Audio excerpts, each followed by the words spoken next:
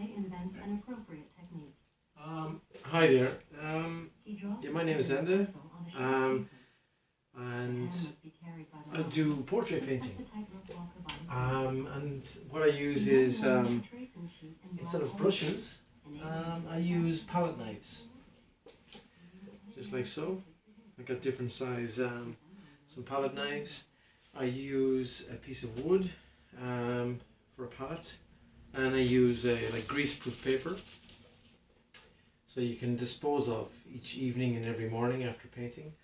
And I put down some colours here. So to mix, here is a friend of mine gave me a photograph of her son, and what I'm doing is I'm painting the portrait life size, and on say A3 and A2 size canvas is good for portraits, and I'm doing a half bust. So what I do first is I compare the photograph to the canvas, and I just get rid of the white on the canvas straight away. So I put in a mid-tone, say grey or a blue. So you will just give a wash of colour using acrylic paint, not oil paint. So with acrylic paint, get rid of the white and put in blue or grey. And then afterwards you come in with I mix some grey oil paint, and I mark the landmarks and the features, the placement of the eyes, the placement of the nose and mouth, all of these landmarks, the placement of the ear. So the balance, the triangulation of the face between the eyes and the mouth, the triangulation of the mouth to the nose, and I put in features like the hand placement and the pose and position, and to establish the mood and the line of orientation of the head. So the mood for this painting will be a pensive boy, and this boy is 4 or 5 years of age, and he's actually staring out the window on a wet day. He's looking, he wants to go out and play, so his mind is kicking in, his imagination is kicking in. So I have him as pensive, looking out, not looking at the viewer, but looking out here to the right, and he's thinking. And okay, so with black oil paint or with acrylic paint, actually say with acrylic paint, mark in an outline, a sketch of the portrait. You can also use oils, you can also use charcoal. I prefer to use acrylic. So first again on a raw canvas I put in the gesso. Okay, you put on a primer, and after primer you put on a colour background in acrylic, and then with black acrylic paint you sketch in. And then what I do now is I mix in oils, white paint, a little bit of Vermilion red, a little bit of cadmium orange, a little bit of cad yellow, and black. Now if you mix, you can get, this is flesh color. This is the base. I put in a base flesh color first. So I'm going to try and render and model this boy's face using the minimum tones. I mean, using 3 tones of, and you can always elaborate afterwards and add more detail and more reflections and more values. But basically, to sculpt a 3-dimensional form, you have 3 values. You got your low light, your shadows, you got your mid-tone, and you got your highlights. So this I mixed first is a warm. I've mixed a warm skin color. What I've used is white, orange, and yellow to mix this. And to mix the dark tones in the darker crevice areas, what I've done is I've mixed this same flesh color, but I've added some red and black paint. So red and black makes brown, and add a little bit of the flesh tone, and then you've got this this kind of, you can see here, this burnt orange red, what do you call a shadow tone. So there you go. I mean, that's it. Once you just keep it simple. So basically, I've got simple shapes, not too much detail, but the placement of those details is very important. But the detail on those details, on those features, no. So and then you just gotta relax and just fill in the base value, and afterwards, when you get to work on the other values that push and pull, the darker values push, the lighter values pull, and then you can pull out the likeness, to get the likeness of the kid or of the sitter, depending if it's a kid or an adult. Kids are a challenge because their features are very, very subtle. I mean, the easiest, most artists would say the easiest to paint and draw, of course, have been always men.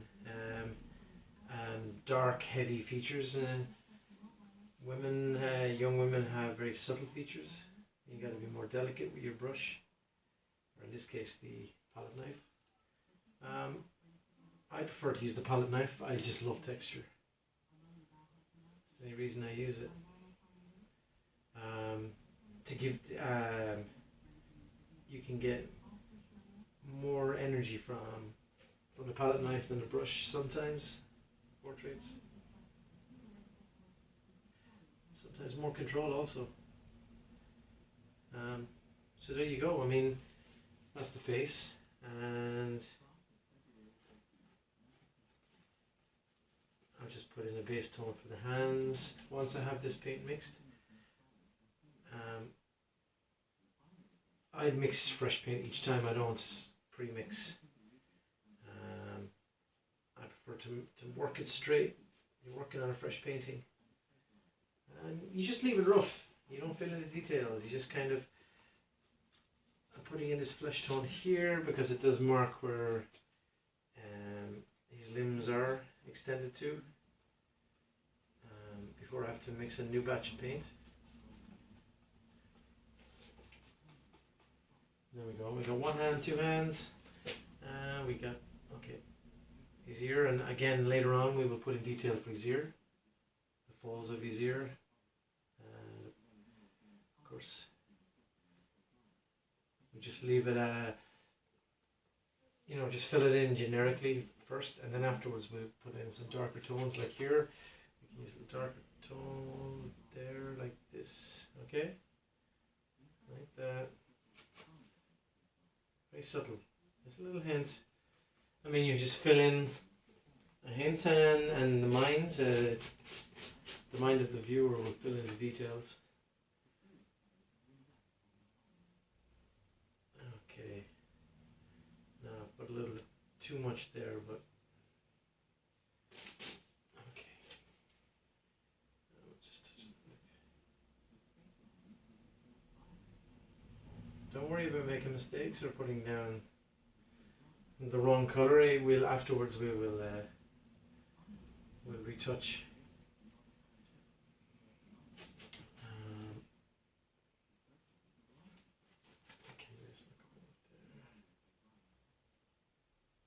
Okay, there you go. Basically, got the placement of the eyebrows, and little hint just of.